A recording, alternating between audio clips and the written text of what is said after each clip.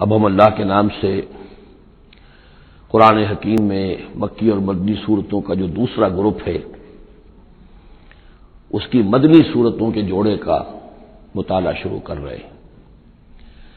مکیات اس دوسرے گروپ میں دو ہیں، سورۃ الانعام، سورۃ الاعراف، جن کا مطالعہ ہم کر چکے ہیں، اور میں نے ابتدا ہی میں عرض کیا تھا کہ یہ گروپ اس اعتبار سے متوازن ہے کہ اس میں دو ہی صورتیں مکی ہیں، دو ہی مدنی ہیں۔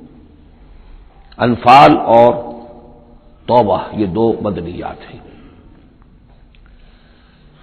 ان کا جو ربط اور تعلق ہے اس گروپ کی مکی صورتوں کے ساتھ، پہلے تو اس کو سمجھ لیجئے۔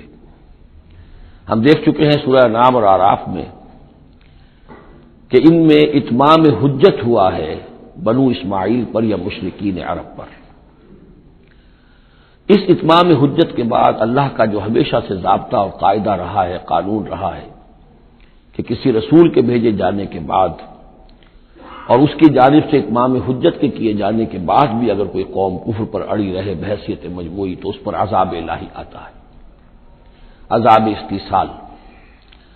اگرچہ یہ عذاب مختلف شکلوں میں آیا، کہیں کسی قوم کو ان کے اپنے ہی علاقوں میں سیلاب بھیج کر اور غرق کر دیا گیا جیسے حضرت نوح علیہ السلام، کہیں کوئی بہت تیز آندھی بھیجی اور اس کے نتیجے میں جیسے کہ قوم عاد کے اوپر عذاب آیا، کہیں زلزلہ آیا، کہیں آسمان سے پتھراؤ ہوا جیسے کہ عمورہ اور صدوم کی بستیوں پر ہوا، کہیں جیسا کہ آپ کو معلوم ہے کہ آل فرعون کو ان کے محلوں سے اور گھروں سے نکال کر لا کر اور سمندر میں غرق کر دیا۔ تو قریش پر جو عذاب آیا ہے اللہ تعالیٰ کا وہ اپنی نوعیت میں منفرد ہے، کیونکہ حضور خود قرشی تھے، بنی اسماعیل میں سے تھے، اور آپ نے اتمام حجت کر دیا ان پر 13 برس تک 12 برس تک دعوت دے کر، تو اب گویا کہ وہ عذاب الہی کے مستحق ہو گئے تھے۔ لیکن یہ عذاب الہی جو ہے قریش پر جو آیا ہے وہ بالاقساط آیا ہے۔ اس کی قسط اول ہے کہ جو غزوہ بدر میں ان تک پہنچی، انہیں مکے سے نکالا گیا جیسے کہ آل فرعون کو ان کے محلات سے نکالا گیا اور لا کر سمندر میں غرق کیا گیا۔ وہ مکہ دارالحرم تھا، وہ تو جگہ تھی حرم، لہذا وہاں سے انہیں نکالا گیا، اور میدان بدر میں پہلی قسط عذاب الہی کی انہیں وصول کرنی پڑی۔ ان کے 70 سردار کھیت رہے اور معجزانہ طریقے پر کھیت رہے، اس میں کوئی شک نہیں کہ جیسے عذاب الہی پہلے قوموں پر آتے تھے اسی طرح کا معاملہ یہ ہوا ہے کہ تقریباً نہتے 313 میں سے صرف 8 افراد کے پاس تلواریں تھیں اور ادھر سے 1000 پوری طرح کیل کانٹے سے لیس ہو کر آئے تھے۔ تو اللہ کی خصوصی مدد تھی کہ جس سے یہ عذاب آیا ہے اصل میں قریش کے اوپر، اور تقریباً تمام بڑے بڑے نامور سردار جو ہیں وہی میدان میں کھیت رہے، 70 ان کے قیدی ہو گئے۔ ابھی زخمی کتنے ہوئے ہوں گے انہیں بھی آپ ذہن میں رکھیے۔ تو یہ عذاب کی پہلی قسط تھی جو غزوہ بدر میں آئی ہے، اور پھر عذاب کا آخری مرحلہ آیا ہے سن 9 ہجری میں، جب مشرکین عرب کو آخری الٹیمیٹم دے دیا گیا کہ اب بس چند مہینے کی تمہیں مہلت دی جا رہی ہے، اس کے اندر اندر یا ایمان لے آؤ اور یا تمہیں تہہ تیغ کر دیا جائے گا۔ فَإِذَا انسَلَخَ الْأَشْهُرُ الْحُرُمُ فَاقْتُلُوا الْمُشْرِكِينَ حَيْثُ وَجَدتُّمُوهُمْ۔ اب یہ انتہائی یوں سمجھیے کہ توہین اور تذلیل کے ساتھ چیلنج تھا۔ یہ دوسری بات ہے کہ وہ سب لوگ ایمان لے آئے اور یہ قتل عام کی نوبت نہیں آئی، لیکن یہ کہ یہ آخری قسط تھی۔ وہ آخری قسط جو ہے سورہ توبہ میں بیان ہوئی ہے، اور عذاب کی پہلی قسط جو ہے وہ سورہ انفال میں ہے۔ ان دونوں صورتوں کو جمع کر دیا گیا تاکہ انعام اور اعراف میں بنو اسماعیل پر یا مشرکین عرب پر اتمام حجت، اور انفال اور توبہ میں ان پر جو عذاب الہی نازل ہوا اس کی تفصیل۔ تو یہ تو ہے معنوی ربط اس گروپ کی مکی اور مدنی صورتوں کے مابین۔ باقی جو یہ سورہ انفال ہے اس کے بارے میں نوٹ کر لیجئے کہ غزوہ بدر کے فوراً بعد متصلاً بعد نازل ہوئی ہے، گویا کہ سورہ آل عمران جو ہم پڑھ چکے ہیں اس سے پہلے ہے اس کا نزول، اس کے اکثر و بیشتر حصے سے پہلے نازل ہوئی ہے۔ تو یہ زمانی ترتیب جو ہے اگر یہ ذہن میں نہ رہے تو پھر اس سے کافی خلجان پیدا ہو جاتا ہے۔ اس کا جو پس منظر ہے وہ یہ غزوہ بدر کا معاملہ سمجھنا بہت ضروری ہے۔ دیکھیے یہاں تفصیل کا موقع تو ہے نہیں، میں نے سیرت النبی علیہ صاحب صلاۃ والسلام سے منہج انقلاب نبوی کے جو مختلف سٹیپس ہیں کہ اس میں کن کن مراحل سے ہو کر آپ نے دین کے غلبے کا جو فرض منصبی آپ کے حوالے کیا گیا تھا اس کی تکمیل فرمائی، تو اس میں یوں سمجھیے کہ ایک مرحلہ تھا جو مکے میں طے ہو گیا، اور اصل میں 4 مرحلے تھے: دعوت، تنظیم، تربیت اور صبر محض۔ وہاں ہاتھ اٹھانے کی اجازت نہیں تھی۔ ہم پڑھ آئے ہیں، سورہ نساء میں آ چکا ہے کہ اس وقت حکم تھا کفو ہے بھی کو اپنے ہاتھ بندھے رکھو، تمہارے چاہے ٹکڑے اڑا دیے جائیں، تمہیں زندہ جلا دیا جائے، تم کوئی انتقامی کارروائی تو دور کی رہی، مدافعانہ کارروائی بھی نہیں کرو گے۔ No raising of hands even in self defence.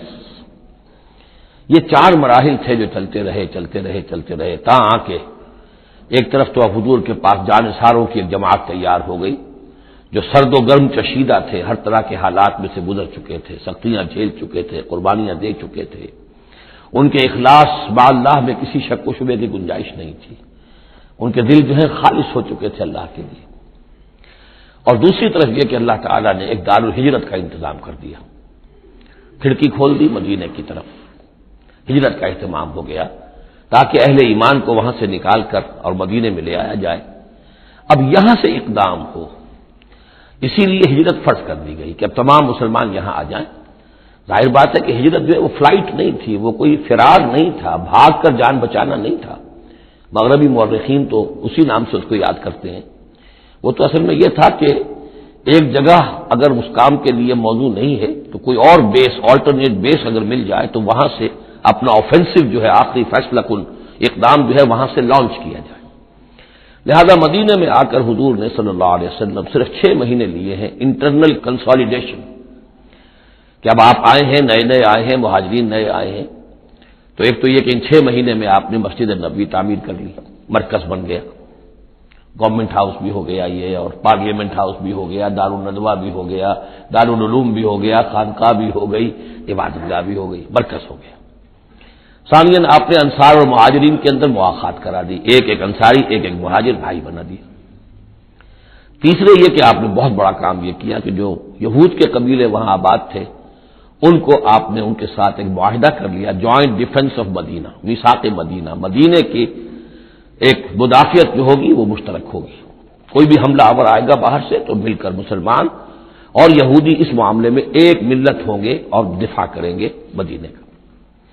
بس 6 مہینے آپ نے اس کام میں لیے، 7ویں مہینے سے پھر آپ نے کچھ چھوٹے چھوٹے دستے بھیجنے شروع کر دیے، چھاپا مار دستے سمجھ لیجئے، کہ جس سے وہ جو کیروان روٹس تھے، قریش کی لائف لائن یہی تھی، ان کا تجارتی سلسلہ تھا، شام کی طرف قافلے جو جاتے تھے وہ بدر سے ہو کر گزرتے تھے، بدر کے قریب سے، اور بدر جو ہے مدینے سے قریب تر تھا، مکے سے فاصلہ زیادہ ہے، اور جو قافلے جاتے تھے یمن کو وہ طائف سے ہو کر گزرتے تھے، تو آپ نے ان راستوں کے اوپر چھاپا مار دستے بھیجنے شروع کر دیے۔ جدید اصطلاح میں اس کو یہ کہا جائے گا کہ اکنامک بلاکیج آف مکہ۔ 8 ایسی مہمیں غزوہ بدر سے پہلے ثابت ہیں 1.5 سال کے اندر۔ 6 مہینے آپ نے وہ لیے، 1.5 سال اور 2 سال کے بعد غزوہ بدر ہو گیا ہے، تو یہ 1.5 سال میں 8 مہمیں، جن میں سے 4 میں کہ حضور خود بھی بنفس نفیس شریک رہے ہیں، اس لیے وہ غزوات کہلاتے ہیں، اور 4 وہ ہیں کہ جن میں آپ نے صرف کچھ لوگوں کو بھیج دیا ہے کسی امیر کے تحت، وہ سرایا کہلاتے ہیں۔ تو یہ جو صورتحال ہوئی، اور اس میں یہ بھی ہوا کہ حضور جہاں جاتے تھے خود تو وہاں کے قبائل سے آپ معاہدے کر لیتے تھے۔ اب یا تو وہ جو قبائل جو تھے مقامی، پہلے تو وہ قریش کے حلیف تھے، اب یا تو وہ حضور کے حلیف ہو گئے، مسلمانوں کے حلیف ہو گئے، تو قریش کی طاقت کم ہوئی، مسلمانوں کی بڑھ گئی، یا یہ ہے کہ وہ نیوٹرل ہو گئے کہ ہم نہ قریش کی مدد کریں گے آپ کے خلاف، نہ آپ کی مدد کریں گے قریش کے خلاف، نیوٹرل ہو گئے۔ اس سے بھی یہ ہے کہ قریش کا جو حلقہ اثر تھا، سیاسی زون آف پولیٹیکل انفلوئنس، وہ کم ہو رہا ہے۔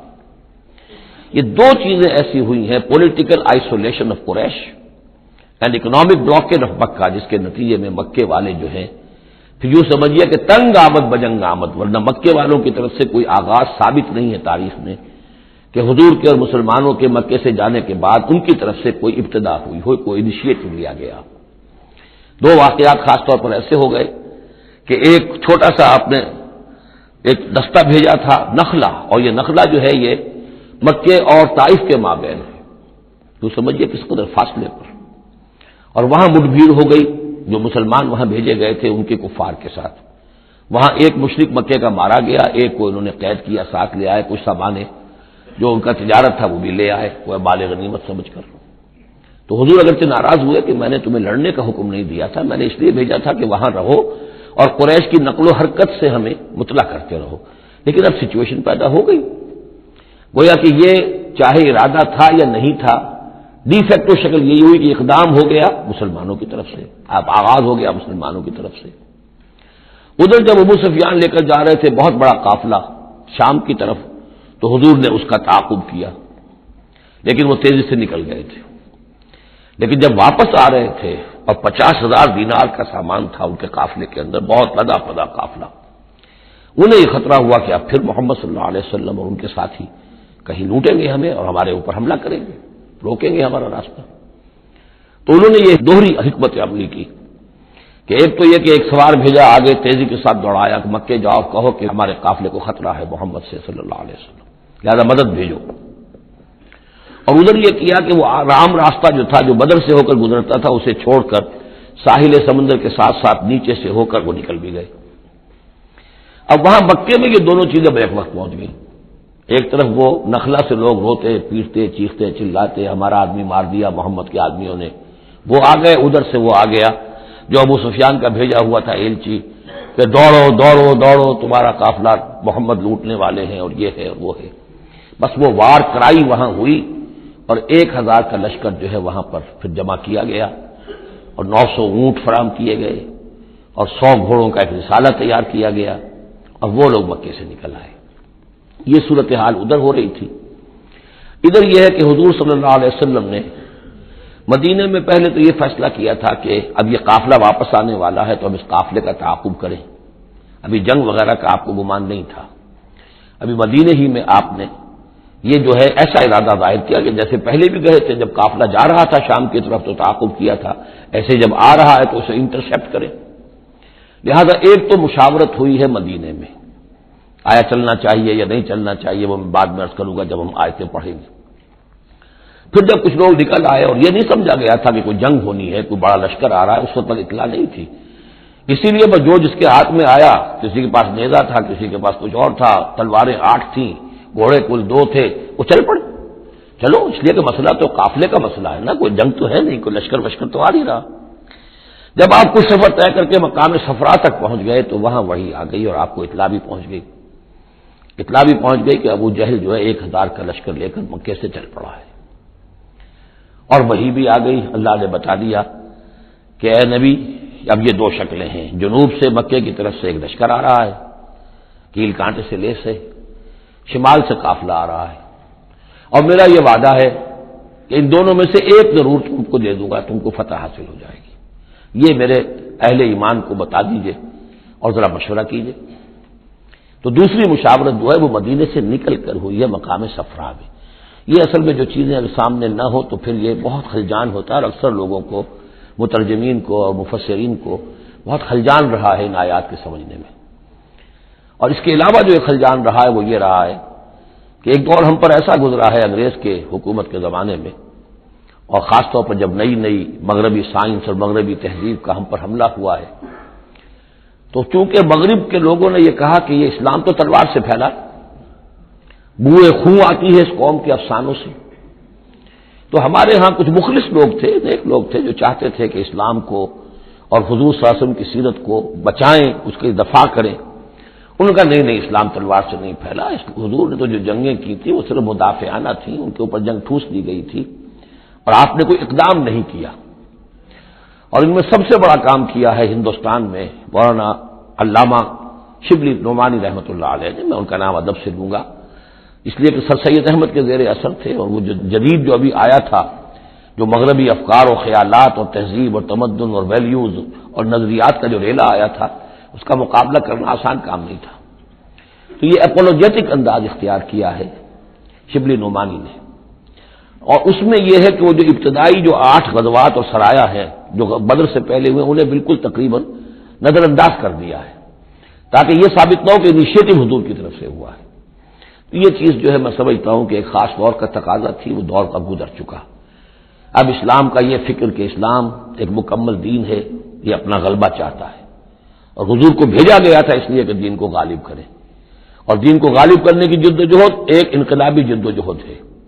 اس انقلابی جدوجہد میں جہاں پہلا مرحلہ یہی ہوتا ہے کہ پیسو ریزسٹنس ہو، اور پہلے تیاری کی جائے، دعوت، تنظیم، تربیت اور صبر محض کے ذریعے سے ایک قوت فراہم کی جائے، پھر دوسرا مرحلہ آتا ہے باطل کے ساتھ ٹکرانا پڑتا ہے، اور اس میں آگے بڑھ کر ٹکر مول لینی پڑتی ہے۔ یہ نہیں ہے کہ انتظار ہی کرتے رہیں، یعنی ایک جس کو ہم کہتے ہیں کو ایگزسٹنس، پیسفل کو ایگزسٹنس، حق و باطل کے درمیان نہیں ہو سکتی۔ حق کیسے تسلیم کر سکتا ہے کہ باطل بھی موجود رہے؟ ہاں، حق میں جان نہیں ہے، اہل حق جو ہیں بے جان ہے، مردہ ہیں، تو مجبوری ہے، لیکن اگر اہل حق میں جان ہو تو وہ کیسے برداشت کریں گے کہ باطل جو ہے اس کا غلبہ رہے؟ ہاں، باطل جو ہے وہ نیچا ہو کر رہے، اگر وہ مغلوبیت کی شکل اختیار کر لے تو ٹھیک ہے، لیکن یہ کہ باطل کا غلبہ ہو اور اہل ایمان میں جان بھی ہو، تو یہ دو چیزیں جو ہیں یہ تو ایک دوسرے سے بالکل متضاد ہیں۔ جیسے حضرت ابوبکر نے فرمایا تھا ایبدل الدین وانا حی، کیا دین میں ترمیم کی جائے گی جبکہ ابھی میں زندہ ہوں؟ میرے جیتے جی دین کے اندر ترمیم یہ ممکن نہیں ہے۔ تو وہی بندہ مومن کی شان ہونی چاہیے۔ تو اصل حقائق الحمدللہ بہت اچھی طریقے سے واضح ہو چکے ہیں۔ بہرحال اتنا پس منظر جو ہے جان لیجئے، اور ایک خاص اسلوب جو ہے سورہ مبارکہ کا، اگرچہ یہ تقریباً ایک خطبہ ہے مسلسل 10 رکوع ہے، لیکن اس میں ایک خاص مسئلے کو نکال کر پہلے شروع میں لے آئے ہیں۔ اس کی بحث آئے گی تقریباً وسط میں جا کر، لیکن اس اسلوب کو یہاں نوٹ کر لیجئے، وہ اس لیے کہ یہی اسلوب ہے جس سے ہمیں سمجھنے میں مدد ملے گی۔ سورہ توبہ کے جو ترتیب مضامین ہے وہاں بھی بہت اشکال ہے، اور بہت سے مترجمین کو جدید دور کے جو زیادہ محنت نہیں کر سکے ہیں، بس ترجمہ مکمل کرنا انہوں نے اپنے پیش نظر رکھ لیا، تفسیر مکمل کرنی ہی ہے، لہذا وہ تیزی کے ساتھ وہ دقت نظر کا ثبوت نہ دے سکے تو اس میں بڑے خلجان پیدا کر دیے۔ وہ اسلوب کیا ہے کہ اس پوری بحث میں سب سے ایک نمایاں مسئلہ یہ ہو گیا تھا غزوہ بدر کے بعد کہ مال غنیمت پر مسلمانوں میں جھگڑا ہو گیا۔ پہلی جنگ تھی، غنیمت کی تقسیم کیسے ہوگی، اس کا قانون کیا ہے، اس کا ضابطہ کیا ہے، وہ معلوم نہیں تھا۔ اور یہ کہ عام طور پر جو عرب میں پہلے رواج تھا وہ تو یہ تھا کہ جس کے ہاتھ جو لگ گیا بس وہ اس کا ہے۔ وہ تو لوٹ مار جانتے تھے کہ باقاعدہ جنگ جو ہے وہ تو ان کے ہاں اس طریقے سے منظم کوئی تنظیم تو تھی ہی نہیں، تو جو جس کے ہاتھ لگ گیا۔ اب لوگوں نے یہ سمجھا غزوہ بدر میں جس نے جو کچھ مال غنیمت جمع کیا وہ اس کا ہے۔ اب کچھ لوگوں نے کہا صاحب کہ ہم یہاں حضور کے حفاظت کے لیے مامور تھے، یہاں پہرے پر تھے، ہم تو مال جمع نہیں کر سکے، تو کیا مطلب ہے ہمارا کوئی حصہ نہیں ہوگا؟ یا یہ ہے کہ کچھ بزرگوں نے کہا تو وہ اتنی بھاگ دوڑ تو نہیں کر سکتے جتنے نوجوان کر سکتے تھے، بھاگ کر دوڑ کر ادھر سے ادھر جمع کر لینا، لیکن یہ کہ ان کی حیثیت ہوتی ہے، وجاہت ہوتی ہے، تو ایک جھگڑا پیدا ہو گیا کہ یہ کس طریقے سے تقسیم ہو، کس کا کتنا حق ہے۔ تو اس جھگڑے کا ذکر کر کے سورت شروع کی ہے، لیکن اس کے اوپر کوئی بات یہاں نہیں کی، بلکہ کیٹیگوریکل بات کی ہے کہ جڑ کاٹ دی اس کی، لیکن اس پر جو اصل حکم ہے وہ بعد میں آئے گا وسط صورت میں۔ مال غنیمت کے لیے یہاں لفظ آیا انفال، یسألونک عن الانفال۔ اے نبی یہ آپ سے انفال کے بارے میں پوچھ رہا ہے۔ انفال جمع نفل کی، نفل کہتے ہیں کسی اضافی شے کو، جیسے نماز فرض ہے، یہ سنت مؤکدہ ہے، یہ فلاں ہے، یہ نفل ہے، اضافی ہے، آپ کی مرضی پر ہے، پڑھیں نہ پڑھیں۔ تو جو کہ جنگ میں اصل شے جو مطلوب ہوتی ہے وہ فتح ہوتی ہے، مال غنیمت تو ایک اضافی شے، بونس ہے جو مل گیا، ورنہ اصل شے جو ہے وہ مال غنیمت جو ہے پیش نظر جنگ میں نہیں ہوتی۔ لوٹ مار میں اصل شے جو ہے وہ لوٹ مار کا مال ہوتا ہے، لیکن جب جنگ ہوتی ہے تو جنگ میں تو اصل چیز جو مقصود ہے وہ فتح ہے۔ تو اس حوالے سے مال غنیمت کو انفال کے لفظ سے تعبیر کیا گیا، یسألونک عن الانفال۔ اے نبی یہ آپ سے پوچھ رہے ہیں مال غنیمت کے بارے میں، قل الانفال للہ والرسول۔ پہلے تو جڑ کاٹ دی مسئلہ کہہ دیں کہ الفال کل کے کل اللہ اور اس کے رسول کے ہیں، تم میں سے کسی کا کوئی حق ہے ہی نہیں، لاؤ سب جمع کر دو۔ یہ فتح جو ہے تمہارے ہاتھوں نہیں آئی ہے، یہ اللہ کی خصوصی مدد سے آئی ہے، لہذا کسی کا کوئی حق نہیں۔ زیرو لیول پر لا کر پھر ان کو سنبھالنا آسان تھا کہ جب معلوم ہو کہ سب کچھ ہاتھ سے دے کر، تو پھر تو ظاہر بات ہے کہ آدمی جو ہے جب ساری جاتی دیکھیے تو آگے دیجیے بانٹ والی بات ہے، پھر وہ کم کے اوپر بھی راضی ہو گئے۔ لیکن پہلا مسئلہ یہی تھا، قل الانفال للہ والرسول واتقوا اللہ، اللہ کا تقوی اختیار کرو، واصلحوا ذات بینکم، اور اپنے آپس کے معاملات کو درست کرو، واطیعوا اللہ ورسولہ، اور اللہ اس کے رسول کی اطاعت کرو ان کنتم مومنین، اگر تم مومن ہو۔ گویا کہ جڑ ہی کاٹ دی، کسی کا کوئی حق اس میں ہے ہی نہیں، یہ سب اللہ اس کے رسول کے لیے یعنی اسلامی ریاست کے لیے ہے۔ اب یہاں جو آگے آیات آ رہی ہیں بڑی اہم ہے۔ بندہ مومن کی شخصیت کا جو حیولہ ہے اور بندہ مومن کی جو تعریف ہے، جامع ترین اور مختصر ترین الفاظ میں یہ آئی ہے سورہ حجرات میں۔ اس کے دو حصے ہیں، ایک تو ہے بندہ مسلم، مسلمان کے لیے تو 5 چیزیں ہیں، کلمہ شہادت، نماز، روزہ، حج، زکوٰۃ۔ لیکن حقیقی مومن کے لیے اس میں 2 اضافی چیزیں شامل کرنی پڑیں گی۔ وہ کیا ہیں؟ دلی یقین اور عملی جہاد۔ بندہ مومن کی شخصیت کے اندر یہ 2 رخ اور ہونے چاہیے۔ جو صرف مسلمان ہے، کلمہ شہادت، نماز، روزہ، حج، زکوٰۃ، بنی الاسلام علی 5، شہادت لا الہ الا اللہ وان محمد رسول اللہ واقام الصلاۃ وایتاء الزکوٰۃ وصوم رمضان وحج البیت۔ لیکن مومن انما المومنون الذین آمنوا باللہ ورسولہ ثم لم یرتابوا، یقین والا ایمان، دل میں ایمان، وجاہدوا باموالہم وانفسہم فی سبیل اللہ، اور جہاد کریں اپنی جان اور مال کے ساتھ اللہ کی راہ میں۔ اب یہاں یوں سمجھیے کہ سورہ حجرات کی اس آیت نمبر 15 میں جو ڈیفینیشن آئی ہے، جیسے پرکار ہوتی ہے، پرکار کو کھول دیا۔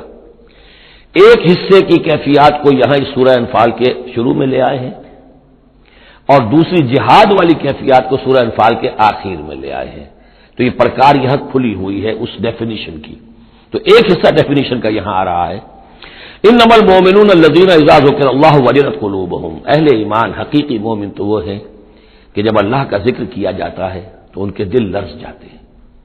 وَإِذَا تُلِيَتْ عَلَيْهِمْ آیاتہ، اور جب انہیں اس کی آیات پڑھ کر سنائی جاتی ہیں، زادتہم ایمانا، ان کے ایمان میں بڑھوتری ہوتی ہے، اضافہ ہوتا ہے۔ وَعَلَىٰ رَبِّهِمْ يَتَوَكَّلُونَ، اور وہ اپنے رب پر توکل کرتے ہیں۔ الَّذِينَ يُقِيمُونَ الصَّلَاةَ، جو نماز کو قائم رکھتے ہیں۔ وَمِمَّا رَزَقْنَاهُمْ يُنْفِقُونَ، اور جو کچھ ہم نے انہیں دیا ہے اس میں سے اللہ کے لیے، اللہ کے دین کے لیے خرچ کرتے ہیں۔ انفاق فی سبیل اللہ مراد ہے۔ اولئک هم المؤمنون حقا، یہ وہ لوگ ہیں جو سچے مومن ہیں، حقیقی مومن ہیں۔ لیکن نوٹ کر لیجئے یہ بھی ابھی آدھی ڈیفینیشن آئی ہے، اس سورہ مبارکہ کے آخر میں آئے گی اور وہاں جا کے پھر یہی الفاظ آئیں گے۔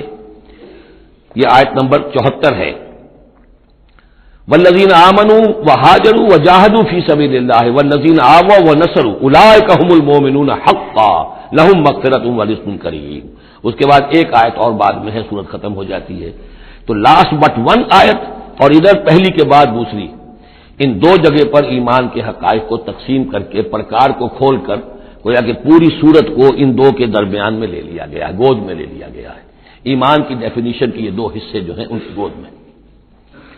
اب یہاں سے شروع ہو رہا ہے غزوہ بدر کا۔ کما اخرجک ربک من بیتک بالحق، جیسے کہ نکالا آپ کو اے نبی آپ کے رب نے آپ کے گھر سے حق کے ساتھ، یعنی آپ کا یہ بدر کی طرف روانہ ہونا جو ہے یہ اللہ تعالیٰ کی ایک اسکیم کا حصہ تھا، اللہ کی اپنی ایک تدبیر ہے۔ وَإِنَّ فَرِيقًا مِّنَ الْمُؤْمِنِينَ لَكَارِهُونَ، اہل ایمان میں سے کچھ لوگ اسے پسند نہیں کر رہے تھے۔ یہ کون لوگ تھے؟ یہ ہے وہ پہلی مشاورت جو مدینہ ہی میں ہوئی ہے۔ ان میں ظاہر بات ہے مدینہ میں منافق بھی تھے، جن کا خیال یہ تھا لڑنے بھیڑنے کا، لوٹ مار کرنے کا یہ کوئی فائدہ ہے بھلا، بس تبلیغ کرنی چاہیے، اچھی بات کہنی چاہیے، نیک بات کہنی چاہیے، یہ کیا طریقہ ہے؟ منافقین کا آرگومنٹ موجود تھا جو اس کو پسند ہی نہیں کرتے تھے، اس لیے کہ جنگ کا سلسلہ چل نکلا تو ہمیں بھی جانا پڑے گا، ہماری جان اور مال کے اوپر بھی آنچ آئے گی، تو نپ دی ایول ان دی بڈ، اس سے تو بہتر ہے کہ اس کو یہیں پر ختم کرو۔ اس اعتبار سے ویسے بھی کچھ انسانی فطرت ایسی ہوتی ہے، کچھ نیک سرشت لوگ بھی ہوتے ہیں کہ آخر اس سے کیا فائدہ نکلے گا، ابھی کوئی خاص جو ہے قریش کی طرف سے تو اقدام ہوا نہیں تھا، ہم آگے بڑھ کر جو ہے یہ جو بات اقدام کر رہے ہیں تو آخر اس کا فائدہ کیا ہے؟ تو یہ اس قسم کی باتیں اس وقت کہی گئیں۔ ان فریقا من المؤمنین لکارہون، اب یہ مومنین ان میں سے اہل نفاق بھی ہو سکتے ہیں اور سادہ لوگ اور نیک دل جو مسلمان ہیں وہ بھی ہو سکتے ہیں۔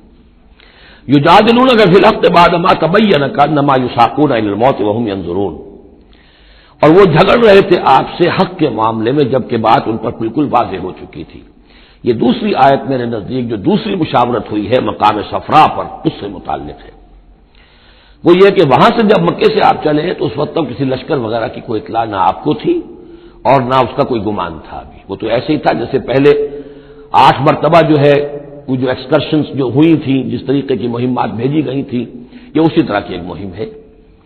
لیکن یہ ہے کہ آگے چل کر جب آپ کچھ دور چل کے آ گئے تھے، یہاں آ کر جو ہے آپ کو وحی بھی آ گئی اور اطلاعات بھی مل گئی کہ صورتحال وہ ہو چکی ہے.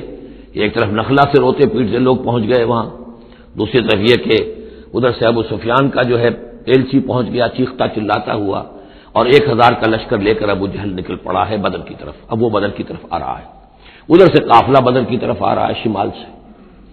اس وقت اللہ تعالیٰ نے فرمایا، اور یہ مشاورت جیسا کہ میں نے کہا تھا، جیسے کہ حضرت طالوت نے کی تھی ایک آزمائش اپنی فوج کی کہ جو اس دریا میں سے پانی پیے گا سیر ہو کر پیے گا اس کا مجھ سے کوئی تعلق نہیں. اسی طرح کا آپ نے مشاورت کا معاملہ اللہ تعالیٰ کے حکم سے مسلمانوں کے سامنے رکھ دیا. بعدما تبین کانما یساقون الی الموت، وہ لوگ ایسے محسوس کر رہے تھے جیسے انہیں دھکیلا جا رہا ہو موت کی طرف. وہم ینظرون، اور وہ دیکھ رہے ہوں. ظاہر بات ہے یہ کیفیت تو کٹر جو منافق تھے وہاں پر انہیں کی ہو سکتی تھی. وَإِذْ يَعِدُكُمُ اللَّهُ إِحْدَى الطَّائِفَتَيْنِ أَنَّهَا لَكُمْ، اور جب کہ اللہ تعالیٰ وعدہ کر رہا تھا تم سے کہ ان دونوں گروہوں میں سے ایک تمہیں مل جائے گا، ایک پر تمہاری فتح گارنٹیڈ ہے. وَتَوَدُّونَ أَنَّ غَيْرَ ذَاتِ الشَّوْكَةِ تَكُونُ لَكُمْ، اور اے مسلمانوں تم یہ چاہتے تھے کہ ادھر جاؤ جدھر کے کانٹا لگنے کا کوئی اندیشہ نہ ہو. اس لیے کہ بمشکل 50 یا 100 آدمی تھے اس قافلے کے ساتھ، اور اونٹ تھے بے شمار، اور جو میں نے آپ کو بتایا بہت بڑی مقدار کے اندر جو ہے 50,000 دینار کا جو مال تھا ان کے پاس، تو ان کو تو آسانی سے قابو کیا جا سکتا تھا، اس میں اندیشہ کم تھا. پھر دلیلیں بھی عقلی آ گئی ہوں گی کہ حضور ہمارے پاس تو کچھ ہتھیار بھی نہیں ہے، کچھ نہیں ہے، ہم تیاری کر کے مدینے سے نکلے ہی نہیں ہیں، تو اچھا ہے پہلے یہ کہ ہم جا کر ان پر قبضہ کر لیں تو ان کے ہتھیار بھی ہمیں مل جائیں گے، تو پھر لشکر سے لڑنے کے لیے ہم بہتر پوزیشن میں ہوں گے. تو عقل و منطق بھی یہ گویا کہ ان کے ساتھ تھی. وَيُرِيدُ اللَّهُ أَن يُحِقَّ الْحَقَّ بِكَلِمَاتِهِ، اللہ یہ چاہتا تھا کہ اپنے بات کو اپنے فیصلے کے ذریعے سے حق کا حق ہونا ثابت کر دے. وَيَقْطَعَ دَابِرَ الْكَافِرِينَ، اور کافروں کی جڑ کاٹ دے. یہ قطع دابر القوم الذین ظلموا، کافر قوم کی جڑ کاٹ دی گئی، جو ہم پڑھ کر آئے سورہ اعراف میں. اللہ کا ارادہ یہ تھا اگر عام جو دنیاوی قواعد و ضوابط ہیں، فزیکل لاز ہیں، اس کے تحت یہ ہوتا تو اتنی بڑی بات ہی نہ ہوتی. اسے یوم الفرقان بنانا تھا کہ نمایاں ہو جائے کہ اللہ کس کے ساتھ ہے، حق کدھر ہے. اور یہ اسی وقت ہو سکتا تھا جبکہ یہ کنٹراسٹ برقرار رہتا کہ بے سر و سامان 313 گئے ہیں اور کیل کانٹے سے لے 1000 کے ساتھ ان کا مقابلہ ہوا ہے، اور پھر انہیں اللہ نے فتح دی. لہذا اللہ کی مرضی کچھ اور تھی. یرید اللہ ان یحق الحق بکلماتہ ویقطع دابر الکافرین، اللہ چاہتا تھا کہ اپنی باتوں کے ذریعے سے حق کا حق ہونا ثابت کر دے اور کافروں کی جڑ کاٹ دے. یہ یحق الحق کا، تاکہ سچا ثابت کر دے حق کو، سچ کو، ویبطل الباطل، اور باطل ثابت کر دے باطل کو، باطل ہونا اس کا ثابت ہو جائے. ولو کرہ المجرمون، خواہ یہ مجرموں کو کتنا ہی ناگوار ہو. استستغیثون ربکم، یاد کرو جب کہ تم اپنے رب سے استغاثہ کر رہے تھے، دعائی دے رہے تھے کہ اللہ ہماری مدد فرما. فاستجاب لکم، تو اللہ نے تمہاری دعا کو قبول کیا تھا. انی ممدکم بالف من الملائکۃ مردفین، کہ میں تمہاری مدد کروں گا 1000 ملائکہ سے جو لگاتار آئیں گے، پے بپے آئیں گے. 1000 کا لشکر آیا ہے نا، تو 1000 فرشتے ہم تمہاری مدد کے لیے بھیج دیں گے.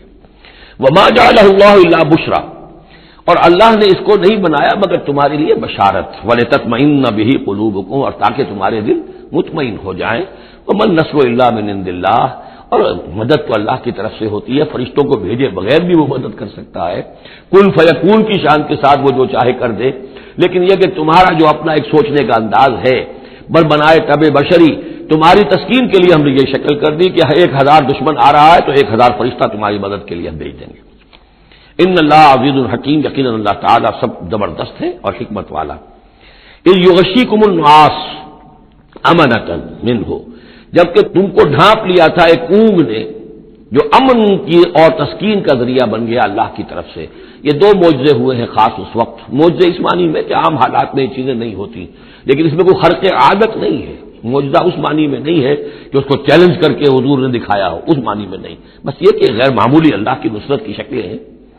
ایک تو یہ کہ حالانکہ معاملہ بڑا سخت تھا، لیکن رات کو جا کے پڑاؤ پر مسلمان سوئے اطمینان سے، بڑی عمدگی سے نیند آئی. دل میں وہ دغدغہ نہیں تھا، اللہ پر اطمینان تھا، اللہ کے لیے نکلے تھے. لہذا ان کو بے چینی اور تشویش اور کل کیا ہو جائے گا، رہیں گے کہ نہیں رہیں گے، زندگی ہوگی موت، کچھ نہیں. نیند آئی، انہیں اطمینان سے سوئے، صبح کو اٹھے تو وہ گویا کہ چاقو چوبند تھے. نمبر 2 یہ ينزل علیکم من السماء ماء، اور جب کہ اتارا اس نے تم پر آسمان سے پانی، بارش ہو گئی، اس سے یہ ہوا لیطہرکم، تاکہ تمہیں پاک کرے، جنہیں غسل کی حاجت تھی غسل کر لیا. وَيُذْهِبَ عَنْكُمُ الرِّجْسَ الشَّيْطَانَ، اور دور کر دے تم سے شیطان کی نجاست کو. وَلِيَرْبِطَ عَلَىٰ قُلُوبِكُمْ، اور یہ کہ تاکہ تمہارے دلوں کے اندر بھی، بارش کے بعد جو فضا ہوتی ہے اس سے طبیعت کے اندر بھی ایک اطمینان اور سکون پیدا ہوتا ہے. ورنہ واقعہ یہ ہے کہ جہاں پر آ کر قریش پہلے ڈیرہ ڈال چکے تھے، پانی پر ان کا قبضہ تھا، اب یہاں پانی نہیں تھا، بارش ہوئی تو وہ نشیبی جگہ میں انہوں نے ایک اپنا حوض بھی جمع کر لیا، پانی بھی جو ہے وہ ان کے پاس فراہم ہو گیا. وَيُثَبِّتَ بِهِ الْأَقْدَامَ، اور پانی جب برسا تو مٹی دب گئی، مٹی کے جمنے کی وجہ سے پاؤں بھی دب گئے. وہ جگہ جو تھی وہاں پر جو ہے اہل ایمان جو مجاہدین تھے ان کے پاؤں قدم جمنے کی صورت پیدا ہو گئی. یہ یوں ہی ربک الی الملائکۃ، اور جب یاد کرو، گمان کرو، تصور کرو، جب کہ آپ کا رب وہی کر رہا تھا فرشتوں کو. انی معکم، وہ جو 1000 فرشتہ اللہ نے بھیجا، انی معکم، میں تمہارے ساتھ ہوں. فثبتوا الذین آمنوا، تو جاؤ اور اہل ایمان کے قدموں کو جما دو، اہل ایمان کے دلوں کو جما دو. سألقی فی قلوب الذین کفروا الرعب، عن قریب میں ان کافروں کے دلوں میں رعب ڈال دوں گا، ان پر دہشت طاری ہو جائے گی. فاضربوا فوق الاعناق، پھر مارنا ان کی گردنوں کے اوپر جیسے چاہے. واضربوا منہم کل بنان، اور مارنا ان کی ایک ایک پور پر. یعنی یہ کہ جب کسی شخص پر کوئی شخص دہشت زدہ ہو جائے تو اس کے اندر قوت مدافعت نہیں رہتی، پھر گویا کہ وہ جو بھی حملہ آور ہے اس کے رحم و کرم پر ہے، جدھر سے چاہے چوٹ لگائے، جدھر سے چاہے مارے. ذالک بانہم شاقوا اللہ ورسولہ، اور یہ سزا ان کو اس لیے دی جائے گی کہ انہوں نے مخالفت کی، زدہ کی، دشمنی کی اللہ کی اور اس کے رسول کی. ومن یشاقق اللہ ورسولہ فإن اللہ شدید العقاب، اور جو اللہ اور اس کے رسول کا دشمن ہو جائے اور اس سے زدہ کرے تو اللہ تعالیٰ بھی سزا دینے میں بہت سخت ہے. ذالکم فذوقوہ، دیکھو اب یہ قریش سے خطاب ہے. ذالکم فذوقوہ، دیکھو یہ آگے پہلی قسط وصول کرو، چکھ لو اس کو. وَأَنَّ لِلْكَافِرِينَ عَذَابَ النَّارِ، اور ابھی جو تمہارے یہ کھیت رہے ہیں ان کی سزا یہی ختم نہیں ہو گئی ہے، ان کے لیے جہنم کا عذاب ہے. یا ایھا الذین آمنوا اذا لقیتم الذین کفروا زحفا، اہل ایمان جب تمہارا مقابلہ ہو جائے کافروں سے میدان جنگ میں. یہ زحف کہتے ہیں جبکہ باقاعدہ دو لشکر ایک دوسرے کے سامنے مد مقابل بن کر آئیں. ایک چھاپا مار جنگ ہوتی ہے، جیسی کہ 8 جو پہلی اس سے مہمیں تھی وہ جنگ کی شکل نہیں تھی بلکہ وہ مہمیں تھی چھاپا مار، لیکن اب یہ پہلی مرتبہ جنگ ہوئی ہے، لہذا اس کے حوالے سے بات ہو رہی ہے. یا ایھا الذین آمنوا اذا لقیتم الذین کفروا زحفا فلا تولوہم الادبار، تو تم ان کو پیٹھ مت دکھاؤ، پیٹھ مت موڑو، مطلب یہ کہ کھڑے رہو، ڈٹے رہو، مقابلہ کرو، جان چلی جائے لیکن یہ کہ پیچھے قدم نہ ہٹے. وَمَن يُوَلِّهِمْ يَوْمَئِذٍ دُبُرَهُ، اور جو کوئی بھی اس روز اپنی پیٹھ دکھا دے گا یعنی میدان جنگ سے بھاگے گا. 2 استثناءات کے ساتھ، الا متحرفا لقتال، سوائے اس کے کہ یا تو وہ کوئی داؤ لگا رہا ہو جنگ کے لیے، جیسے 2 آدمی بھی جنگ کرتے ہیں اور تلوار اور اس کے ساتھ، تو کوئی ذرا ادھر ہٹتا ہے، پیچھے کو ہٹتا ہے، وہ بھاگنا نہیں ہوتا بلکہ وہ تو در حقیقت ایک ٹیکٹیکل موو ہے، وہ تو ایک اپنے داؤ کے لیے ذرا پیچھے ہٹنا، اب اس وقت میسرہ کو پیچھے کر لیا جائے اور جو میمنہ ہے اسے آگے بڑھایا جائے، یہ بات اور ہے. اور متحیزا الی فئۃ، یا یہ کہ کوئی اور جمعیت ہے جس کی طرف جا کر ملنا ہے اور اس کے لیے ریٹریٹ ہو رہی ہے، تو آرڈرلی ریٹریٹ یہ ایک علیحدہ شے ہو جائے گی اور ٹیکٹیکل موو یہ علیحدہ شے ہو جائے گی. تو آرڈرلی ریٹریٹ اور ٹیکٹیکل موو، ان 2 کے سوا اگر کوئی بھگدڑ کے اندر کوئی جان بچا کر بھاگا فقط باب غضب من اللہ، تو اس نے تو اللہ کا غضب جو ہے وہ کما لیا. ومأواہ جہنم، اس کا ٹھکانہ جہنم ہوگا، وبئس المصیر، اور وہ بہت ہی برا ٹھکانہ ہے. اب یہاں وہ بات آ گئی، فلم تقتلوہم، اے مسلمانوں تم نے انہیں قتل نہیں کیا، ولکن اللہ قتلہم، اللہ نے انہیں قتل کیا.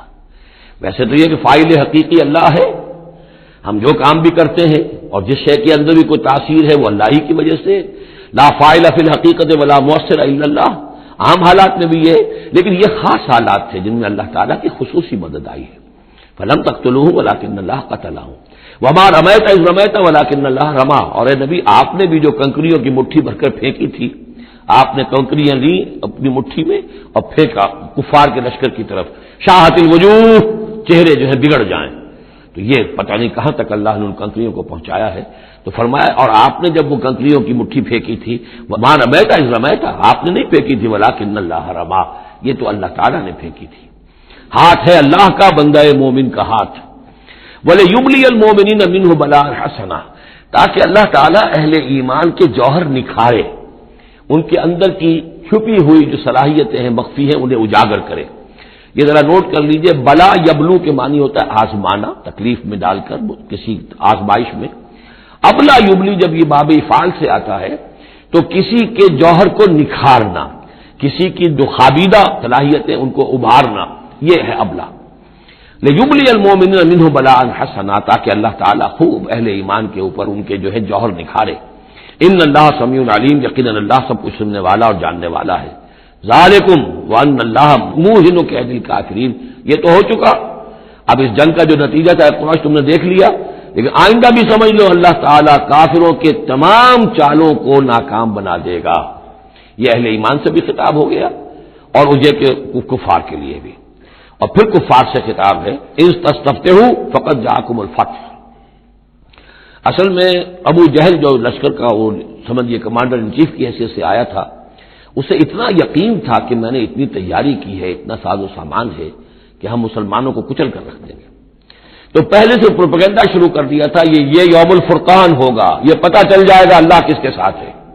اللہ کو تو وہ بھی مانتے تھے، اللہ کے ساتھ دیویوں اور دیوتاؤں کو مانتے تھے نا، اللہ کے منکر تو نہیں تھے. لیکن یہ کہ ادھر اللہ ہی اللہ تھا، ادھر اللہ کے ساتھ اور منات اور دیوتا اور وہ بھی تھے. تو یہ کہ اللہ کس کے ساتھ ہے یہ ثابت ہو جائے گا. یعنی وہ اتنا یقین تھا اسے، جیسے 65 کی جنگ میں لاہور، فال آف لاہور دکھا دیا گیا BBC ٹیلی ویژن کے اوپر، جو ہو چکا لاہور جو ہے اس پر تو بھارتی فوج کا قبضہ ہو چکا، اتنا یقینی تھا. اسی طرح اس نے یوم الفرقان کہا، تو اسی کو اللہ تعالیٰ نے یوم الفرقان بنا دیا تاکہ منکشف ہو جائے، یہ بات مبرر ہو جائے کہ اللہ کس کے ساتھ ہے. اس اعتبار سے اس کی دعا بھی بڑی عجیب ہے، جو اس نے آ کر بدر سے ایک رات قبل جبکہ حضور بھی دعا مانگ رہے تھے اور طویل ترین سجدہ کیا تھا، اس نے بھی دعا کی تھی. اور وہ دعا جو ہے وہ موحدانہ دعا ہے، اس میں کسی لات عزا حبل بنات کا کوئی تذکرہ نہیں. اللہم اے اللہ اقطعنا للرحم وائل الغدات، جس نے ہمارے رحمی رشتے کاٹ دیے ہیں کل تو اسے ذلیل و خوار کر دے. یعنی اس کا جو سب سے بڑا چارج تھا، الزام تھا حضور پر، وہ یہ تھا کہ اس شخص نے آ کر ہمارے خاندانوں میں تفریق پیدا کر دی، بھائی کو بھائی سے جدا کر دیا. ایک بھائی مسلمان ہو گیا، وہ علیحدہ ہو گیا، باقی بھائی کافر ہیں، ایک دوسرے کے دشمن ہو گئے. ماں باپ سے اولاد کو جدا کر دیا، شوہر کو بیوی سے کاٹ دیا، بیوی کو شوہر سے کاٹ دیا. ہماری طاقت تھی، ہمارا قبیلہ تھا، ہم قریش تھے. ظاہر بات ہے کہ قبائلی زندگی میں اتحاد، یکجوئی، یہی تو چیزیں ہوتی ہیں ساری کی ساری، کہ جس کی وجہ سے ان کی ساکھ ہوتی ہے. تو اس نے تو آ کر ہمارا ستیہ ناش کر دیا. اقطعنا للرحم، جس نے رحمی رشتے کاٹ دیے ہیں ہمارے. فاہل الغدات، تو اے اللہ کل اسے ذلیل و خوار کر دیجو. یہ دعا تھی ابو جہل کی. بہرحال اللہ تعالیٰ اب ان سے خطاب کر کے کہہ رہے ہیں کہ اے مشرکین مکہ ان تستفتحوا، اگر تو تم چاہتے تھے کہ فیصلہ ہو جائے، فقط جاءکم الفتح، تو فتح فیصلہ ہو چکی، فیصلہ اللہ کا آ چکا. معلوم ہو گیا کہ حق کدھر ہے، باطل کدھر ہے. وَإِن تَنْتَهُوا فَهُوَ خَيْرٌ لَكُمْ، اب بھی اگر تم باز آ جاؤ تو یہ تمہارے لیے بہتر ہے. وَإِن تَعُودُوا نَعُودْ، اگر دوبارہ ارادہ کرو گے ہم بھی یہی کچھ دوبارہ کریں گے. وَلَن تُغْنِيَ عَنْكُمْ فِئَتُكُمْ شَيْئًا، اور تمہاری یہ نفری اور جمعیت اور تمہاری یہ تعداد تمہیں کسی کام نہیں آ سکے گی. وَلَوْ كَثُرَتْ، خواہ وہ بہت ہو. وَأَنَّ اللَّهَ مَعَ الْمُؤْمِنِينَ، اور یہ کہ اللہ اہل ایمان کے ساتھ ہے. یا ایھا الذین آمنوا، اب یہ جو رکوع آ رہا ہے تیسرا، یہ بہت ہی جامع، بہت اہم ہے. اس میں سے دو جو تین آیتوں کے گروپ ہیں وہ تو خاص طور پر ہماری توجہ کی اور مسلمانوں نے پاکستان کی توجہ کے لیے بڑے اہم ہیں. یا ایھا الذین آمنوا اطیعوا اللہ ورسولہ ولا تولوا عنہ وانتم تسمعون، اہل ایمان اللہ اور اس کے رسول کی اطاعت کرو اور نہ منہ موڑو اس سے جبکہ تم سن رہے ہو. یعنی جب اللہ کے رسول نے کہا تھا کہ چلو بدر کی طرف، تو تمہاری یہ رد و قضا اور یہ پاؤں پیٹنا جس کو کہتے ہیں، یہ مختلف الفاظ اس کے لیے محاوروں میں آتے ہیں، تو یہ جو تم کر رہے تھے کیوں کر رہے تھے؟ جب اللہ اس کے رسول کی طرف سے بات آئی تھی تو ہر ایک کو کہنا چاہیے تھا سمیعنا واطعنا، جو آپ کا حکم ہو. اطیعوا اللہ واطیعوا الرسول ولا تولوا عنہ وانتم تسمعون، ظاہر بات ہے تمام مسلمانوں سے بات نہیں ہے، یہاں بھی ذہن میں رکھیے وہی جنہوں نے کمزوری دکھائی تھی ان کی طرف اشارہ ہے. ولا تکونوا کالذین قالوا سمعنا وهم لا يسمعون، ان لوگوں کے مانند نہ ہو جاؤ جو کہتے ہیں کہ ہم نے سن لیا، حقیقت میں وہ سنتے نہیں ہیں. یعنی دل اڑا ہوا ہے، طبیعت جو ہے وہ یکسو ہے ہی نہیں، تو کیا سننا ہے، سنا انسنا ہو گیا. ان شر الدواب عند اللہ الصم البکم الذین لا یعقلون، یقیناً تمام چوپایوں میں بدترین اللہ کے نزدیک یہی لوگ ہیں جو بہرے ہیں، گونگے ہیں اور عقل سے کام نہیں لیتے. اب یہ منافقین ہی کی طرف اشارہ ہو رہا ہے. وَلَوْ عَلِمَ اللَّهُ فِيهِمْ خَيْرًا، اگر اللہ تعالیٰ کے علم میں ہوتا کہ ان میں کوئی خیر ہے، لَأَسْمَعَهُمْ، اللہ انہیں سنا دیتا. وَلَوْ أَسْمَعَهُمْ، اگر اللہ انہیں سنا دیتا لَتَوَلَّوْا، پھر بھی پیٹ موڑ جاتے. وَهُمْ مُعْرِضُونَ، وہ ہیں ہی اعراض کرنے والے. یہ گویا کہ چند آیات ہیں کہ جس میں خاص طور پر جو لوگ بھی اس وقت ریلیکٹنٹ تھے، جو بھی کسی طریقے سے اس میں جھجک رہے تھے، ان کے لیے تنبیہ. اب 3 آیات آ رہی ہیں. یا ایھا الذین آمنوا استجیبوا للہ وللرسول اذا دعاکم لما یحییکم، اے اہل ایمان لبیک کہا کرو اللہ کی پکار پر، اور خاص طور پر رسول کی پکار پر جبکہ وہ تمہیں پکارے اس شے کے لیے جس سے تمہیں زندگی ملے گی. تم جنگ میں جانے کو سمجھ رہے ہو کہ موت کا دروازہ ہے، یہ تو اصل زندگی کا دروازہ ہے. ولا تقولوا لمن يقتل في سبيل الله اموات بل احياء ولكن لا تشعرون. تو یہ تو در حقیقت اللہ اور اس کے رسول جس چیز کی طرف تمہیں بلا رہے ہیں، حقیقی زندگی یہ ہے، روحانی زندگی یہ ہے، معنوی زندگی یہ ہے. یہ حیوانوں کی طرح جینا جو ہے یہ کوئی زندگی نہیں ہے. یہ تو در حقیقت اولئک کالانعام بل هم اضل، جو سورہ اعراف میں ہم پڑھ چکے ہیں، یہ حیوانوں کا سا زندگی گزارنا ہے. استجیبوا للہ وللرسول اذا دعاکم لما یحییکم واعلموا ان اللہ یحول بین المرء وقلبہ، اور جان لو اللہ تعالی بندے اور اس کے دل کے درمیان حائل بھی ہو جایا کرتا ہے. یعنی اگر اللہ کی رسول کی پکار سنی اور انسنی کر دی، پھر سنی انسنی کر دی، پھر اللہ تعالیٰ پردہ بن جائے گا، اب سننے نہیں دے گا، معذور ہو جاؤ گے سننے سے. یہی وہ بات ہے جس کو کہیں کہتے ہیں ختم اللہ علی قلوبہم وعلی سمعہم، ان کے دلوں پر اللہ نے مہر کر دی ہے، ان کی سماعت پر. اور ہم پڑھ چکے ہیں سورہ انعام میں وَنُقَلِّبُ أَفْئِدَتَهُمْ وَأَبْصَارَهُمْ كَمَا لَمْ يُؤْمِنُوا بِهِ أَوَّلَ مَرَّةٍ. پہلی مرتبہ اگر نہیں کرو گے قبول تو پھر یہ ہے کہ تمہارے دل الٹ دیے جائیں گے، تمہاری نگاہیں الٹ دی جائیں گی. تو اس لیے بہت ہی ڈرنے کی بات ہے جو بھی مطالبہ دین کا سامنے آئے اور ایک دفعہ دل گواہ دے دے کہ ہاں ہے بات ٹھیک ہے، پھر اگر کرنی کترائے گا انسان تو یہیں سے سزا نقد شروع ہو جائے گی، پھر وہ صلاحیت سلب ہو جائے گی، پھر اللہ حائل ہو جائے گا. یعنی قانون خداوندی، سنت خداوندی حائل ہو جائے گی. پھر آپ کے دل پر مہر لگے گی، آپ کے کانوں کے پر مہر لگے گی، آپ کی آنکھوں پر پردے پڑ جائے گے. یا ایھا الذین آمنوا استجیبوا للہ وللرسول اذا دعاکم لما یحییکم واعلموا ان اللہ یحول بین المرء وقلبہ وانہ الیہ تحشرون. اور یہ کہ بالآخر تو تمہیں سب کو اسی کی طرف جمع کیا جانا ہے.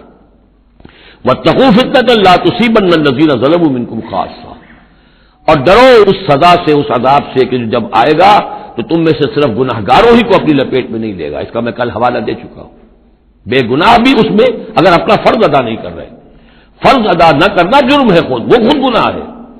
تم اگر دین کے لیے سرفروشی نہیں کر رہے تو یہ بھی تو گناہ ہے. ہاں ٹھیک ہے میں نے یہ شراب نہیں پی، میں نے یہ نہیں کیا، میں نے سور نہیں کھایا، میں نے فلاں نہیں کیا، میں نے نمازیں پڑھی، ٹھیک ہے سب کچھ کیا، لیکن سوال یہ ہے کہ جو دین کا فرض تھا، دین کی نصرت تھی، اللہ کی اور اس کے دین کے لیے تن من دھن لگانا تھا، وہ نہیں کیا، وہ بھی تو جرم ہے. تو وَاعْلَمُوا، اور جان لو ان اللہ یحول بین المرء وقلبہ وانہ الیہ تحشرون واتقوا فتنۃ لا تصیبن الذین ظلموا منکم خاصۃ واعلموا ان اللہ شدید العقاب. اور جان لو کہ اللہ سزا دینے میں بہت سخت ہے. وَاذْكُرُوا، یہ ہے خاص پاکستانی مسلمانوں کے لیے آیت. اور یاد کرو اذ انتم قلیل، جب تم تھوڑی تعداد میں تھے. جیسے ہم بھی اقلیت کی کا خوف تھا ہمیں کہ ہم ہندوؤں کے مقابلے میں اقلیت ہیں.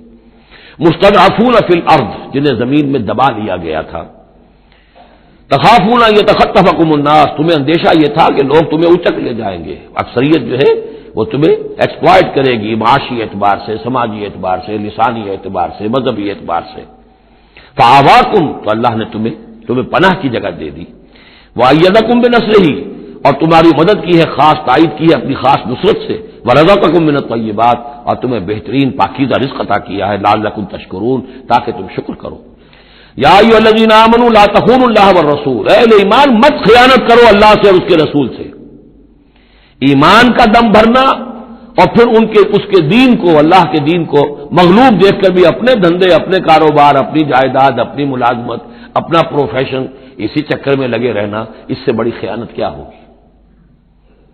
بے وفائی ہے، غداری ہے، خیانت ہے۔ لا تخونوا اللہ والرسول، اللہ اور اس کے رسول کے ساتھ خیانت نہ کرو، وتخونوا اماناتکم وانتم تعلمون، اور نہ ہی اپنی آپس کی امانتوں میں خیانت کرو۔ سب سے بڑی خیانت تو اللہ کے ساتھ خیانت ہے۔ سب سے بڑی وہ امانت جو اللہ نے اپنی روح تم میں پھونکی ہے، اس کا حق اگر تم ادا نہیں کر رہے ہو تو سب سے بڑی خیانت یہ ہے، جس کو کہ فرمایا گیا ہے سورہ احزاب میں، ہم نے آسمانوں پر، زمین پر، پہاڑوں پر پیش کی، ان عرضنا الامانۃ علی السماوات والارض والجبال فابین ان یحملنها واشفقن منها وحملها الانسان۔ تو بہت بڑی بڑی امانتیں تمہارے پاس ہیں، دین کی امانت ہے، قرآن کی امانت ہے، شریعت کی امانت ہے، یہ سب امانتیں محمد رسول اللہ کی ہیں۔ وَأَنَّ اللَّهَ عِندَهُ أَجْرٌ عَظِيمٌ، اور یقینا اللہ ہی کے پاس ہے بہت بڑا اجر۔ یا ایھا الذین آمنوا اتقوا اللہ یجعل لکم فرقانا وَاعْلَمُوا أَنَّمَا أَمْوَالُكُمْ وَأَوْلَادُكُمْ فِتْنَةٌ، اور جان لو تمہاری اولاد اور تمہارے اموال تمہارے لیے فتنہ ہے، یہی روکتے ہیں، یہی دو بیڑیاں ہیں جو پاؤں میں پڑی رہتی ہیں، مال اور اولاد۔ اولاد کو اعلیٰ سے اعلیٰ تعلیم دلانی ہے، اس کے لیے بڑی بڑی فیسیں دینی پڑتی ہیں، اس کے لیے ظاہر بات ہے کہ اپنا ایک ایک قطرہ جو ہے پسینے کا اور خون کا لگائیں گے تو کہیں جا کر وہ ساری چیزیں فراہم ہوگی۔ آدمی کھپ گیا اسی کے اندر، اولاد کے لیے یا مال کے لیے، پھر کہاں سے وقت لائیں دین کے لیے، اور دین کے لیے نصرت کے لیے کہاں کوئی رمق جسم کے اندر باقی رہ جاتی ہے۔ جان لو کہ تمہارے اموال اور تمہاری اولاد تمہارے لیے فتنہ ہے۔ فتنہ کہتے ہیں جس پر کسی کو پرکھا جائے، کسوٹی جس کے اوپر پرکھا جا رہا۔ وَأَنَّ اللَّهَ عِندَهُ أَجْرٌ عَظِيمٌ، اور یقینا اللہ ہی کے پاس ہے بڑا اجر۔ یا ایھا الذین آمنوا ان تتقوا اللہ یجعل لکم فرقانا، اہل ایمان اگر تم اللہ کے تقوی پر برقرار رہو گے تمہارے لیے فرقان، ایک کے بعد دوسری فرقان آتی رہے گی۔ پہلا فرقان تو یہ آ گیا، یہ فتح جو تمہیں دی گئی ہے۔ وَيُكَفِّرْ عَنْكُمْ سَيِّئَاتِكُمْ، اور یہ کہ تمہارے سے تمہاری جو کمزوریاں ہیں، برائیاں ہیں، وہ اللہ تعالیٰ دور کر دے گا۔ وَيَغْفِرْ لَكُمْ، اور بخش دے گا۔ وَاللَّهُ ذُو الْفَضْلِ الْعَظِيمِ، اللہ بڑے فضل والا ہے۔ وَإِذْ يَمْكُرُ بِكَ الَّذِينَ كَفَرُوا، اب یہ ہجرت سے پہلے جو صورتحال تھی مکے میں کہ قریش کے سردار بیٹھتے تھے دارالندوہ میں، کیا کریں اب ہم محمد صلی اللہ علیہ وسلم کو قتل کر دیں، سازشیں ہوتی تھیں، اور اسی طریقے سے انہیں قید کر دیں، کہیں یہاں سے نکلنے پہ مجبور کر دیں، تو وہ جو سازشیں ان کی ہوتی تھی اور مشورے ہوتے تھے ان کا ذکر ہے۔ وَإِذْ يَمْكُرُ بِكَ الَّذِينَ كَفَرُوا، اور یاد کیجئے جبکہ وہ لوگ جو کافر ہوئے، یہ کافر لوگ آپ کے بارے میں مشورے کرتے تھے، چالیں چلتے تھے، اسکیمیں بناتے تھے، سازشیں کرتے تھے۔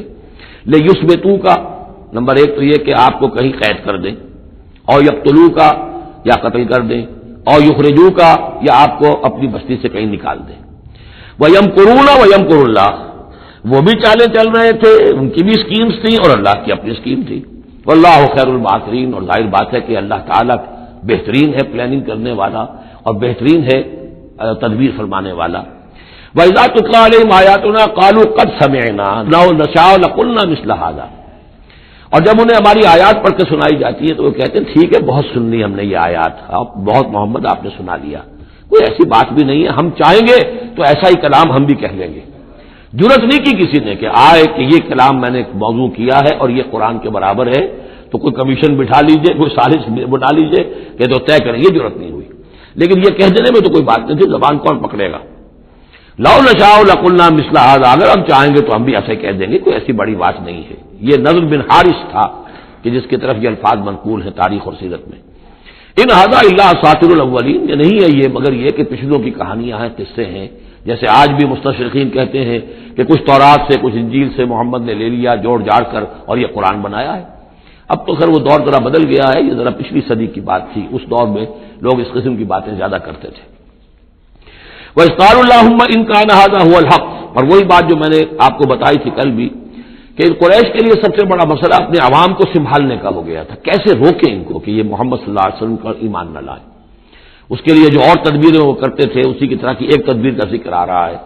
مجمع عام میں کھڑے ہو کر دعائیں مانگ رہے ہیں، اے اللہ اگر یہ جو کچھ محمد کہہ رہے ہیں اگر یہ حق ہے اور تیرے پاس سے آیا ہے یہ قرآن، فامطر علینا حجارۃ من السماء، وَإِذْ قَالُوا اللَّهُمَّ إِنْ كَانَ هَذَا هُوَ الْحَقُّ مِنْ عِنْدِكَ، اگر یہ ہے حق تیری طرف سے، فامطر علینا حجارۃ من السماء، تو برسا دے ہم پر پتھر آسمان سے، اب ائتنا بعذاب الیم، یا پھر بھیج دے ہم پر کوئی عذاب۔ اب عذاب آیا نہیں، دیکھ لو، اس کا مطلب یہ کہ یہ محمد جھوٹے ہیں صلی اللہ علیہ وسلم۔ ہم نے تو کہہ دیا، اللہ کو پکار کر کہہ دیا، ہو سکتا ہے کبھی کعبے کے پردے پکڑ پکڑ کر کہا ہو اسی طریقے سے، تاکہ پورا یقین ہو جائے، کسی درجے میں بھی ہمارے عوام کے اندر کوئی وسوسہ، کوئی دغدغہ باقی نہ رہے۔ وَمَا كَانَ اللَّهُ لِيُعَذِّبَهُمْ، اور اللہ تعالیٰ انہیں عذاب نہیں دے سکتا تھا، اللہ کے لیے ممکن نہیں تھا کہ ان پر عذاب بھیجتا، وَأَنْتَ فِيهِمْ، جبکہ ابھی اے محمد آپ ان کے مابین موجود تھے۔ ہجرت سے پہلے معاملہ نہیں ہوا کرتا یہ، اللہ اپنے رسول کو ان کے ساتھی اہل ایمان کو نکال لیتا ہے، اس کے بعد کوئی عذاب اس نوعیت کا آتا ہے جس نوعیت کا وہ عذاب مانگ رہے تھے۔ وَأَنْتَ فِيهِمْ وَمَا كَانَ اللَّهُ مُعَذِّبَهُمْ، اللہ ان کو عذاب دینے والا نہیں تھا، وَهُمْ يَسْتَغْفِرُونَ، جبکہ وہ استغفار بھی کر رہے تھے۔ یعنی اسی مکے میں عوام الناس بھی تو تھے، سادہ لوگ بھی تو تھے، وہ استغفار بھی کرتے تھے، تلبیہ بھی پڑھتے تھے، لبیک اللہم لبیک لبیک اللہم لبیک، یہ بھی تو کرتے تھے، اللہ کو بھی پکارتے تھے۔ تو بڑا گڑبڑ سا معاملہ تھا، جب تک کہ اللہ تعالیٰ یمیز الخبیث من الطیب کر نہ دے، اس وقت تک اس طرح کا معاملہ اللہ تعالیٰ کے لیے درست نہیں تھا۔ وَمَا لَهُمْ أَلَّا يُعَذِّبَهُمْ، باقی وہ عذاب کے پورے طور سے مستحق تو ہو چکے ہیں، اور کیا ہے وہ کون سی رکاوٹ ہے ان کے لیے؟ مَا لَهُمْ أَلَّا يُعَذِّبَهُمُ اللَّهُ، کہ اللہ تعالیٰ ان کو عذاب نہ دے، وَهُمْ يَصُدُّونَ عَنِ الْمَسْجِدِ الْحَرَامِ، جبکہ وہ روک رہے ہیں مسجد حرام سے لوگوں کو، وَمَا كَانُوا أَوْلِيَاءَهُ، اور حقیقت میں یہ اس کے متولی نہیں ہے، یہ اس کے مختار نہیں ہے، یہ اس کے ساتھی نہیں ہے۔ ان اولیاءہ الا المتقون، اس اللہ کے گھر کے تو ولی اور اس کے جو اصل مجاور کہہ لیجئے یا متولی کہہ لیجئے، وہ تو ہوں گے متقی لوگ جو اللہ کا تقوی رکھتے ہوں، اللہ کی بندگی کرتے ہوں، ولکن اکثرهم لا يعلمون، لیکن ان کی اکثریت علم نہیں رکھتی۔ وما كان صلاتهم عند البيت، اور انہوں نے جو نماز کا حلیہ بگاڑا ہے، نہیں ہے ان کی نماز بیت اللہ کے پاس الا مقام و تصدیہ، سیٹیاں بجاتے ہیں، تالیاں پیٹتے ہیں، یہ ان کی نماز رہ گئی ہے۔ طواف کرتے تھے تو اس میں سب سے اونچا طواف تھا برہنہ طواف، اور نماز جو تھی ان کی وہ یہ تھی، سیٹیاں بجاتے ہوئے۔ جیسے کہ آپ کو معلوم ہے کہ بعض علاقوں میں مسجدوں کے اندر جب وہ میلاد کی محفلیں ہوتی ہیں تو اس کے اندر ڈھول اور ڈھمک کا، یہ میں نے سنا ہے کہ خاص طور پر افریقہ کے بعض ممالک میں کام ہوتا ہے۔ یہ اللہ کا شکر ہے اس حد تک کم سے کم یہ کہ بر عظیم پاک و ہند کے اندر جو بھی صورت ہوئی ہے وہ یہ مسجد کے اندر یہ خرافات نہیں ہوئی ہے، باقی باہر ہو رہی ہے جو بھی ہو رہی ہے۔ تو انہوں نے نماز کی بھی شکل یہ بنا دی تھی، فذوقوا العذاب بما کنتم تکفرون، تو اب چکھو مزہ عذاب کا اپنے کفر کی پاداش میں۔ ان الذین کفروا ينفقون اموالهم ليصدوا عن سبیل اللہ، ظاہر بات ہے یہ لشکر آیا تھا تو اس کے لیے بھی تو لاؤ لشکر تیار کرنا پڑا تھا نا، ساز و سامان، 900 اونٹ، 1000 آدمیوں کے لیے راشن بھی چاہیے تھا، مکے سے چل کے مدینے تک آنا ہے، جنگ میں رہنا ہے، تو یہ 10 اونٹ روزانہ جو ہے ذبح ہو رہے تھے اس فوج کے لیے۔ تو یہ سارا جو انفاق کیا ہے کچھ لوگوں نے کیا ہے نا، جو باطل کے لیے انفاق کر رہے تھے، شیطان کے لیے، وہ حزب الشیطان جو ہے، آخر وہ بھی تو مجاہد تھے، وہ مجاہد تھے فی سبیل الشیطان، فی سبیل الشرک۔ تو جو خرچ کر رہے ہیں اپنے مال لیصدوا عن سبیل اللہ، تاکہ لوگوں کو روک سکے اللہ کے راستے سے، فسينفقونها، وہ اور بھی خرچ کریں گے، ابھی انہیں اور بڑے لشکر تیار کرنے پڑیں گے، ثم تكون عليهم حسرة، پھر یہ سب ان کے لیے ایک حسرت بن جائے گی۔ سب کچھ مال بھی ہم نے لگا دیا، ساری جانیں ہم نے گنوا دی، کچھ نہ ہوا، محمد کا بال بیکا نہ کر سکے صلی اللہ علیہ وسلم، اللہ کا دین تو جا الحق وزهق الباطل ان الباطل كان زهوقا، ایک وقت آئے گا کہ اللہ کا دین جو ہے غالب ہو جائے گا۔ ثم يغلبون، پھر وہ مغلوب ہو کر رہیں گے، والذین کفروا الى جہنم یحشرون، اور جو ان میں سے کافر ہوں گے، جو اس وقت ایمان لے آئیں گے اللہ تعالیٰ ان کو معاف فرما دے گا، اور جو کفر پر اڑے رہیں گے وہ جہنم کی طرف گھیر کر لے جائے جائیں گے۔ لیمیز اللہ الخبیث من الطیب، یہ بات جو ہے سورہ آل عمران میں بھی آئی، تاکہ اللہ تعالیٰ پاک کو ناپاک سے علیحدہ کر دے، ممیز کر دے۔ وَيَجْعَلَ الْخَبِيثَ بَعْضَهُ عَلَى بَعْضٍ، اور جو ناپاک ہے اس کو ایک دوسرے کے اوپر سٹیک کرتا چلا جائے، فَيَرْكَمُهُ، اس کا ڈھیر کر دے جميعاً، اور ان کو سب کو فَيَجْعَلَهُ فِي جہنم، اور سب کو پھر جہنم میں جھونک دے۔ یعنی یہ کہ یہ پہلے تو یہ شفٹنگ کرنی ہوگی، یہ طیب ہے، یہ خبیث کو ایک دوسرے کے اوپر سٹیک کیجئے اور پھر اس کو جہنم میں ایک ہی مرتبہ دھکا دے دیجیے۔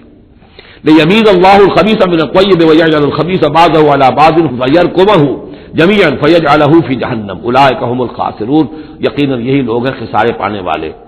قل للذین کفروا ان ینتہوا یغفر لهم ما قد سلف، اعلان کر دیجئے محمد صلی اللہ علیہ وسلم ان کافروں کے سامنے، اب بھی اگر باز آ جائیں تو جو کچھ ہو چکا ہے وہ معاف کر دیا جائے گا، اب بھی موقع ہے، اب بھی ایمان لے آؤ۔ یہودو، اور اگر وہ ارادہ کریں گے دوبارہ یہی کچھ کریں گے، فقط بدت سنت الاولین، تو پچھلوں کی بھی داستانیں گزر چکی ہیں، ان کی جو بھی کچھ ان پر ہوا ہے وہ سب کو معلوم ہے۔